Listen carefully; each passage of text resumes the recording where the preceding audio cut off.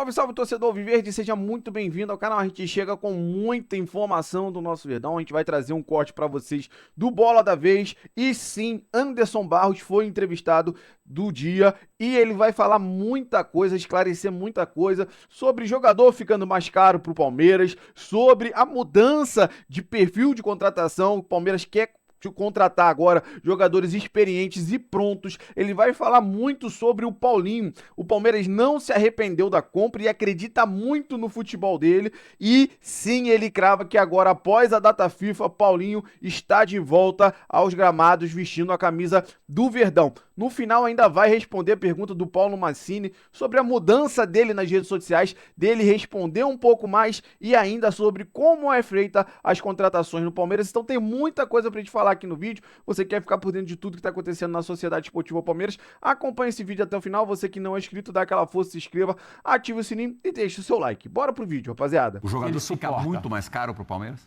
Muito mais caro. Em relação ao mercado? Proporcional à venda.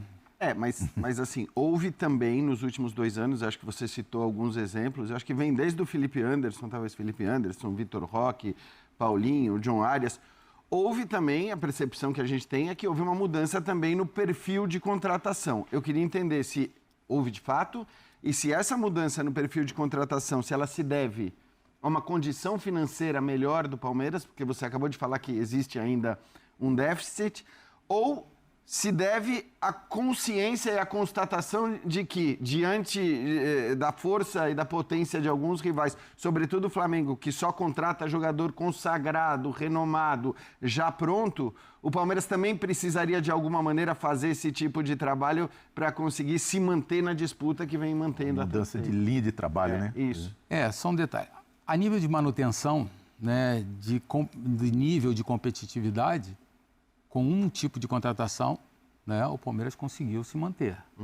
Essa mudança agora foi uma adequação que nós começamos a perceber que ela era necessária. Como muitos de nossos atletas, né, que participaram de um ciclo extremamente vitorioso, começavam a encerrar o seu processo, né, você precisava compensar isso. E para você compensar de forma imediata, você precisava de atletas mais experientes. O caso do John Arias é um caso emblemático. No momento que você tem a liberação de um atleta como o Rafael Veiga, né, que participou de todo esse processo, né, você precisa de atletas desse nível para cima. E você vai encontrar isso aonde? Em jogadores com uma maturidade, né, com uma formação praticamente definida e que você sabe que ele vai te entregar. E, obviamente, esses jogadores também são caros, né? Se a gente perceber no mercado europeu, muito aconteceu isso. Jogadores até com mais idade, por valores extremamente significativos, porque a probabilidade de erro ela vai ser sempre muito menor, né? Então, é como eu falei aqui, isso é como fosse um ecossistema. Essa percepção de fim de ciclo normalmente parte da direção ou da comissão técnica? Ele é um conjunto, né? Você não pode dizer... A comissão técnica ela tem a sua percepção, ela tem a sua definição. Quando ela traz para a direção, né, ela é discutida com os setores, principalmente de mercado, de desempenho, hoje no Palmeiras, do centro de dados, para você entender, né? Você tem também uma questão que ela tem uma influência muito grande, o tempo a que esse atleta está na instituição, né? O quanto ele ainda consegue entregar, né, sendo oferecido a ele, né, as condições praticamente idênticas a tudo aquilo que ele já passou, o quanto ele consegue suportar tudo isso. Então, tem uma série de variáveis que você precisa considerar. Porque, assim, são, invariavelmente, no caso do Palmeiras, atletas com uma história vencedora. Atletas que efetivamente estão na história do Palmeiras. Então, mas você está falando... você não está falando dos mais recentes. Dos que... acho que se a gente pegar o time da primeira Libertadores, só restou o Gomes, né? O Gomes. Só hoje, só o Gomes. Então, quer dizer, você teve que você teve que se separar de diversos ídolos. Para o treinador é sempre algo muito complexo, porque ele tem ali o corpo a corpo, o convívio diário, e para a direção tem que se levar em conta o aspecto financeiro, mas também esse aspecto humano. Não é algo muito simples de se realizar. Nunca será, né? Até porque, por tudo isso que a gente vem dizendo, né, você acaba tendo uma relação de muita transparência, né? De muita proximidade com os atletas. Eu, particularmente, acabo convivendo todos os dias, né? Com esses atletas, seja na academia, seja nos jogos. Então, ela é sempre muito complexa. Mas, é aquilo que eu falei, quando você está sempre usando de transparência, você está sempre sendo correto, você não muda as suas atitudes, né? Você trata todos de uma forma muito igual, né? Isso acaba fácil. É difícil, é duro, né?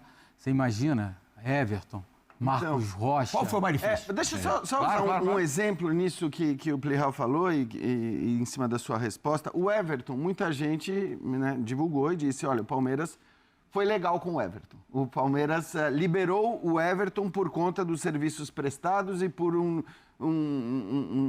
reconhecimento a tudo que ele fez pelo Palmeiras. Eu queria entender o quanto isso é verdade nesse caso e o quanto... Porque eu acho muito bonito isso e acho que tem que acontecer mesmo. Certos nomes precisam ter reconhecimentos, né, de todo tipo possível. Agora, também trata-se de um clube de futebol que depende de dinheiro e tal. Então, qual é o limite também para você dizer, beleza, vou liberar o Everton para o Grêmio sem receber nada e porque ele merece? E qual é o limite para você dizer, pô, mas isso aqui vai quebrar a gente, vai quebrar nossas pernas financeiramente? Por exemplo.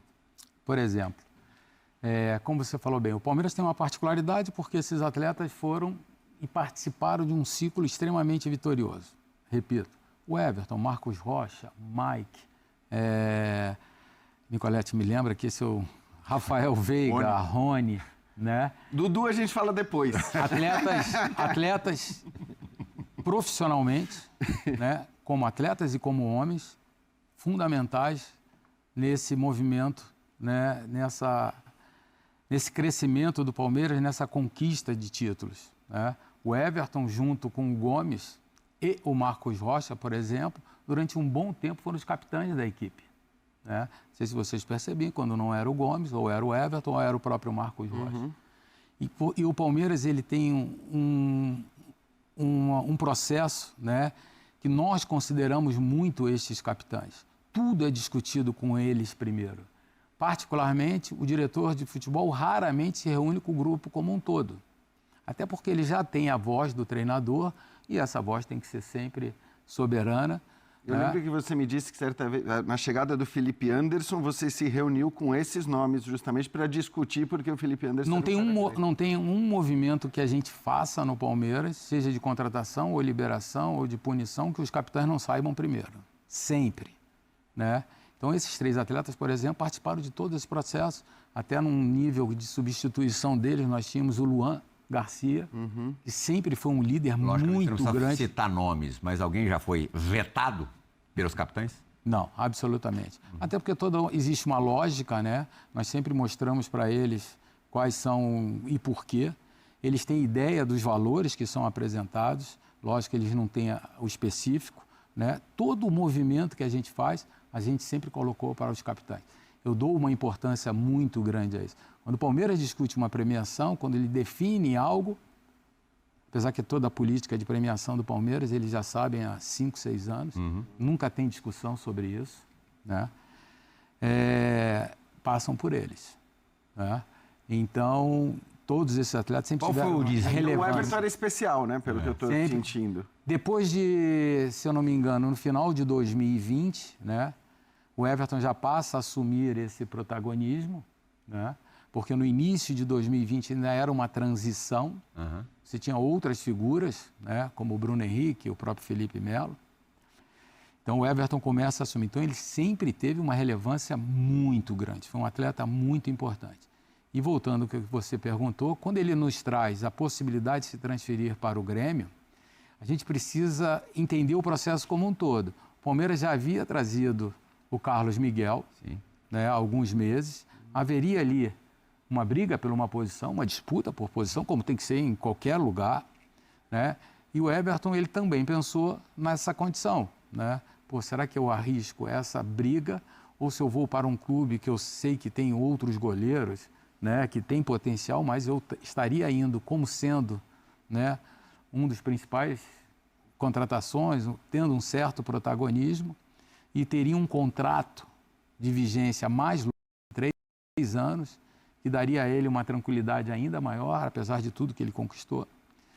E nós discutimos, sentamos e falamos, há necessidade de um reconhecimento de tudo que foi feito. E às vezes as pessoas só fazem a conta pela entrada ou pela saída, né, de um valor pela uma negociação. Mas tem tem a questão salarial que dentro de uma temporada ela tem um peso X. Então você tem que considerar tudo isso, né? É isso que o Palmeiras consegue fazer muito qual foi bem. o desvínculo que mais te doeu? Olha, o do Marcos Rocha, né? Quando a gente define pela saída, por tudo que ele sempre fez e sempre como ele esteve muito próximo, né? A do Veiga, né? Pela relação toda que foi construída com ele, né? É um atleta que hoje mantém um contato muito próximo com o Palmeiras. Eu acho que a do Rafael Veiga foi... Veiga dificilmente volta ou tem... Tá jogando lá bem. É difícil, né? Você dizer que dificilmente ele está emprestado, tem um preço de valor de operação já fixado. Ele tem crescido, a adaptação dele tem evoluído bastante, né? Acredito que ele possa continuar e ele continuando... O Anderson, eu queria falar de uma contratação, Paulinho, que chegou no Palmeiras em recuperação já, ele não estava 100%.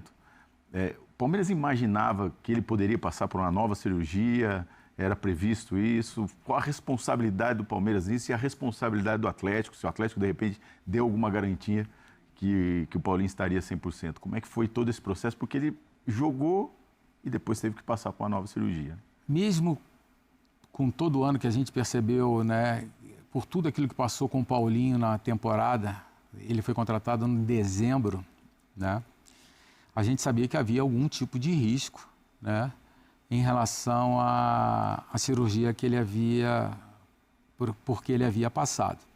Nós fizemos todos os exames. Essa responsabilidade ela passa a ser exclusivamente nossa, do Palmeiras. Então o Palmeiras sabia dos riscos, né? Até não esperava que acontecesse dessa forma, que haveria uma consolidação, mas quando nós começamos a perceber, né, em fevereiro, março, né, daquela temporada, que haveria uma dificuldade, aí o Palmeiras fez um planejamento, ele apostou no Mundial, né, e acho que o Palmeiras estava certo, porque ele acaba por dar uma resposta num jogo extremamente importante, e definimos já nesse período que a cirurgia de correção aconteceria logo após. Antes dele jogar? Já estava definido? A gente já definiu, se eu não me engano, em fevereiro ou março, que a necessidade de uma intervenção... E esticar até o Mundial e depois... Esticar até o Mundial e depois do Mundial a gente faria essa correção, como foi feita. E dizendo, o Paulinho foi uma operação que o Atlético Mineiro, na época, também esperava um volume maior, né? Eram 20 e poucos milhões de reais, 23, 24 milhões. O Palmeiras paga uma determinada quantia, né, assumindo, e troca em 2 atletas que foram incluídos nessa operação, que foi o Gabriel Menino e o Patrick. Né? Mas é uma responsabilidade 100% nossa e a gente tem consciência também do que ele vai nos entregar em um espaço bem curto. Você segue com plena confiança de que Total ele confiança. vá responder? É aquilo que a gente fala, né? A gente acompanha o dia a dia do atleta, né? A gente percebe tudo aquilo que ele tem feito, né? A entrega dele nos treinamentos, a exigência dele e a vontade dele, né? Então você não acha que houve um equívoco nem na avaliação e nem no processo a partir do momento que ele passou a jogar? Ou você acha que houve talvez algum equívoco em uma dessas 2 etapas? Ou na avaliação inicial ou no processo depois? Não, eu acho que o Palmeiras sabia dos riscos e o Palmeiras só consegue fazer essa operação porque ele tinha consciência dos riscos e que o Atlético também tinha consciência dos seus riscos. Né? É um conjunto. Tem horas que você tem que entender o momento que você pode fazer uma operação. Eu acredito muito, né? Primeiro que acredito que esse ano que ele ficou vai ser compensado. 2, que o Paulinho vai entregar ao Palmeiras, né, aquilo que a gente sabe que ele pode fazer. Não tenho dúvidas em relação a isso. Né? É um cara que do dia a dia ele nos demonstra isso e a confiança do NSP, do Núcleo de Saúde e Performance, é total nessa recuperação. Acredito muito, né, que a gente já possa ter, pós-data FIFA, né, uma aproximação muito grande do Paulinho com aquilo que acontece com a equipe A gente dessa tem algumas forma. perguntinhas pré-gravadas. Vocês estão empolgados com toda a justiça, com toda a razão, mas aqui. eu vou deixar claro quem gravou os vídeos muito desapontados se a gente não colocá-los no ar. Então, a primeira pergunta, na verdade, duas, partem de Paulo Massini, jornalista Paulo Massini, participando deste Bola da Vez. Obrigado aos amigos do Bola da Vez pela oportunidade raríssima de fazer uma pergunta ao diretor executivo de futebol da Sociedade Esportiva Palmeiras. Anderson, aproveito já para mandar duas em uma. Vamos lá. Primeiro, o Palmeiras é um clube muito fechado com a sua comunidade, né? Se comunica de forma até um pouco protocolar. Você reconhece que, como diretor de futebol, que uma das prerrogativas é se comunicar bem com a sua comunidade, que isso precisa ser alterado? Tenho percebido que você está falando um pouco mais nesta virada de ano, né? Nesse início de ano de 2026. E uma segunda, se possível, muitas das pessoas que apoiam o meu trabalho, a gente acompanha o Palmeiras diariamente, perguntam e gostariam que você explicasse como funciona o processo de contratação do Palmeiras. O nome surge quando o scout trabalha, análise de mercado, onde o Abel entra nessa escolha, né, o financeiro, enfim. Gostaria que você explicasse como que é esse processo de contratações que o Palmeiras faz, desde a escolha do nome até a efetivação da contratação em si. Muito obrigado a todos pela oportunidade. Um abraço. Obrigado, Paulo, pela pergunta. Acredito muito, né? Não tenho dúvidas sobre isso, que a comunicação, né, com o seu torcedor, ela é, principalmente, né, eu digo sempre, com o seu torcedor, aquele que não acompanha o dia a dia, ela é fundamental. Mas acredito muito que essa comunicação, ela tem um caminho, ela tem uma pessoa responsável ou um grupo de profissionais responsáveis, que é a própria comunicação do clube. E como eu disse na abertura do programa, né, acredito muito que os protagonistas desse processo são o treinador e principalmente os atletas. E, quando necessário, a participação da senhora presidente. O Palmeiras não se furta de dar nenhum tipo de informação ou discutir sobre qualquer assunto. Apenas nós temos processos, né? Eu acredito muito que a informação, ela precisa ter hoje algo que a gente acabou por perder ao longo dos últimos anos, ao longo dos últimos tempos. É a responsabilidade, né? É bom estar aqui, né? Eu comentei antes até de iniciar o programa. O grande segredo, na minha opinião, é nós termos uma responsabilidade. Se eu estou aqui hoje, é porque eu entendo, e não é falando bem, longe disso, que a gente percebe que existe uma responsabilidade com aquilo que é levado para fora. Eu acho isso fundamental. E hoje parte da mídia, ela não consegue fazer dessa forma. Principalmente as mídias não controladas, principalmente. Isso é um detalhe. Mas acredito muito, né, hoje, que a diretoria de comunicação, ela precisa, e eu acredito muito que o Palmeiras vai fazer um pequeno ajuste para levar essa informação de uma forma mais clara. Tem outros gerentes profissionais na mesma função sua que são mais midiáticos, né? Mas isso praticamente todos, né? Mas eu não critico nem... Eu sei o quanto é difícil. A resposta ao Rui Costa, alguns dias atrás, antes do Choque Rei, foi algo que partiu de você ou da comunicação? Da comunicação, junto à direção e junto à presidência, né? Eu sou um cara muito protocolar. Então, para eu estar aqui, eu tenho autorização da senhora presidente e da diretoria de comunicação. Eu comunico, né, e pergunto, é o momento? Entendemos que possa ser positivo? E nós fizemos nesse momento agora, né, porque a gente percebeu que era, olha, vamos assumir um pouco, vamos trazer uma blindagem, nada mais do que nós estamos fazendo agora é blindando todo esse processo. Nós teremos 2 meses e alguns dias, né, muito intensos após essa data FIFA, né, uma sequência de jogos muito pesada, né, que vai se definir os seus rumos a serem seguidos no segundo semestre, né?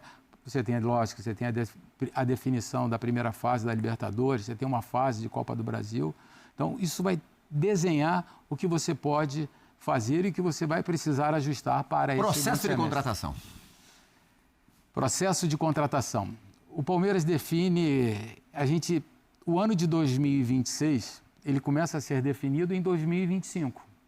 Isso é que é o importante, né? Que é entendimento desse processo. O Palmeiras faz uma série de contratações no ano passado, ele já começa a buscar, né, o equilíbrio da sua equipe, ele já tinha definido, né, para que em janeiro ele só tivesse 2 ou 3 contratações no máximo, né? Então o Palmeiras ele consegue hoje se planejar em relação a isso. O Palmeiras entendeu que não faria nenhum tipo de liberação em janeiro, como aconteceu, nenhum impacto maior em saída de atleta. Então tudo começa a ser desenhado, até porque, lógico que algumas situações acabam por interferir que você não controla. O Palmeiras poderia ter sido campeão brasileiro em 2025, poderia ter ganho a Libertadores de 2025. Mudaria? Sim, ele faria algumas mudanças, de repente não aconteceriam como aconteceram agora. Até porque o resultado, ele é muito importante e principalmente o resultado frente ao torcedor, frente à instituição, ela tem uma influência muito grande. Mas o Palmeiras se organiza com antecedência.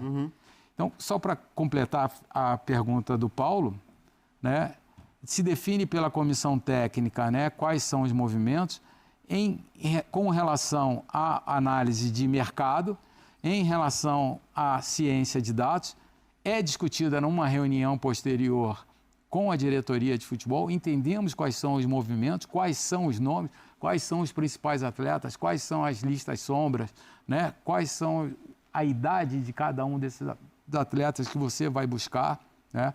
Depois de definido esses nomes, nós apresentamos, obviamente, né, à senhora presidente, aí nós partimos para o mercado, logicamente, que é fundamental, com a aprovação, né, da direção, do financeiro do clube, para saber a capacidade que nós temos para cada uma dessas operações. Então, acho que é por isso que a gente consegue, né, fazer operações com esses volumes que a gente tem feito nos últimos 2 anos. Bom, rapaziada, esse foi o corte que eu trouxe para vocês nesse domingo, falando muito aí sobre essa entrevista, né, do Anderson Barros para a ESPN no programa Bola da Vez. Esclareceu bastante coisa, né, cara? Falou muito aí sobre o Paulinho e essa expectativa é muito grande pra gente ver o Paulinho voltando a jogar. Então, deixou claro que desde março, se eu não me engano, né, já tinha esse conhecimento que o Paulinho precisaria fazer uma nova cirurgia. Foi preparado ali só para ele jogar o Mundial de Clubes, né? Que, cara, ele não disse, mas para mim, o que eu entendi que foi um erro feito pela primeira cirurgia. O primeiro cirurgião lá que não conseguiu fazer o que o Paulinho precisava, tá? Para mim, foi isso que eu entendi. Ele rodeou, mas, pô, ele foi operado em dezembro. Passou dezembro, janeiro, em fevereiro, entre fevereiro e março, ele falou que o Palmeiras já entendia que ele precisaria fazer uma nova cirurgia. Então, para mim, ele deixa claro ali que o erro veio lá do Atlético. Bom seria se ele tivesse feito a cirurgia já aqui no Palmeiras, mas como não aconteceu, infelizmente o Palmeiras teve que refazer, né? Então, assim, a expectativa para o retorno dele é muito grande, mas ele esclarece, né, uma coisa que a gente tinha dúvidas sobre o Paulinho e deixa muito claro que desde entre fevereiro e março já sabia que ele precisaria fazer uma nova cirurgia. E aí, praticamente aí quase 1 ano sem jogar, vem já treinando com bola, começou treinando com categoria de base, né, sub-20, então ele deixou claro que agora, após a data FIFA, tudo indica que o Paulinho volta a jogar. É claro que a gente já imagina que ele vai voltar, né, conforme aconteceu ano passado, vai ganhando minutagem, entrando no finalzinho do jogo de 10, 15 minutos e assim sucessivamente, mas a gente acredita muito no futebol do Paulinho, que ele vai dar muita alegria e vai ser um ataque, hein? John Arias, Paulinho, Vitor Roque, Flaco Lopes, temos Alan. Então, assim, cara, é tudo pra gente ter um ano de muitas conquistas. Então, eu quero saber de você que acompanhou o vídeo até o final. Qual é a sua opinião sobre tudo que foi falado? O que você acha dessa entrevista aí? Esse corte que a gente trouxe para você das falas do Anderson Barros aí no Bola da Vez da ESPN. Então, você que puder, compartilha com a gente a sua opinião, deixando aí nos comentários. Você que não é inscrito, dá aquela força pro canal, se inscreva, ative o sininho para você não perder nenhuma novidade aqui do seu Notícias do Verdão e deixe o seu like se você puder hypar o vídeo, ajuda demais o meu trabalho.